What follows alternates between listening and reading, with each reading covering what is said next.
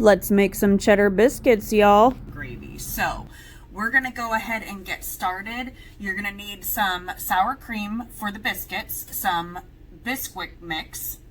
You're gonna need some 7-Up and then some butter. Super simple, super easy. So let's get to it. Okay, so we start with 5 cups of Biscuits. The recipe itself I do a double batch because of our family. So I'll put the recipe up for a single batch, but for my size family, it's 5 cups of Bisquicks, 1 cup of sour cream, 1 cup of 7-Up, and then 1 stick of butter. So we've got the Bisquicks in here. Now we're gonna add the cup of sour cream. All right, guys, 1 cup. Don't use either low fat or non-fat sour cream. I should probably get a spatula. It will completely change the flavor. They're not going to taste the same. I mean, you can do what you want, but I am not responsible if your biscuits don't turn out into hot, fluffy, buttery goodness. Okay, so this is where it's going to be kind of a little bit different, but not really. Okay, so we've got the sour cream on top. Now what you do is you kind of cut it in. Now you want the sour cream, you're not going to overmix. Kind of cut it in just like it's working with butter and you're making a croissant. And you want to get the sour cream separated, but not overmixed. That's what it's going to look like. Now we're going to go ahead and add our cup of 7-Up. Okay, I totally know what you're thinking. We're putting 7-Up in biscuits. Now some of you may have seen these over the years. Some of you have not, but let me tell you, yes, we're putting 7-Up in the biscuits. And it makes the easiest biscuits that you will ever taste. Not only the easiest, but no joke, these are by far the most delicious biscuits I've ever had and ever made. Okay, so we're gonna pour in that. Oh, look at that bubble.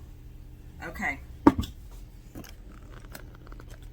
Now all we're gonna do is just mix it. Now you don't want to overmix, but you do need to incorporate everything. Now I do them a little bit different, and the reason why is because the traditional recipe calls for you to get these out and roll them and then cut them, which I've done, but it's extremely messy. And this way that I came up with is not only easier, comes out just as good, and it saves your hands from a crazy, crazy mess. So now what we're gonna do is we're gonna scrape off the excess.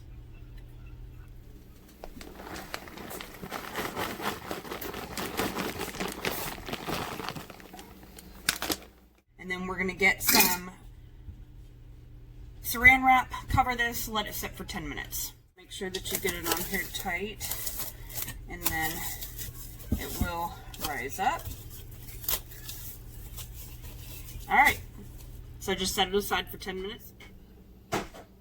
You can cut it up, put it in a cup, heat it up, melt it, and then we're gonna start getting our biscuits in our pan. Okay, so with your cup of butter, you're going to pour most of it out into your pan on the bottom. Reserve a couple tablespoons so that you can brush the top of your biscuits once they're in there. And then go ahead and just shake that pan and get that butter everywhere. You want the whole bottom covered. Okay, so let's get into making the biscuits. You're going to get some Bisquicks on the side, get some in your hand, kind of smooth it out because you want to create a barrier before you get this dough in your hands. It is going to be sticky, so the extra Bisquicks is going to help it not stick to your hands. roll it out into a ball, and then you just kind of press it down into a biscuit shape. This is so much easier and so much faster than trying to get this dough rolled out. Okay, so once you have all of your biscuits in your pan, you're going to bake them at 425 for about 20 minutes. And go ahead and just watch them. You want the tops to be a golden brown color. And then you can also just take a knife, put it in the center. If it comes out clean, your biscuits are done. Now, there you have it. Best cheddar biscuits ever. Hope you all enjoyed it. Thanks for watching. And until the next time, happy cooking, y'all.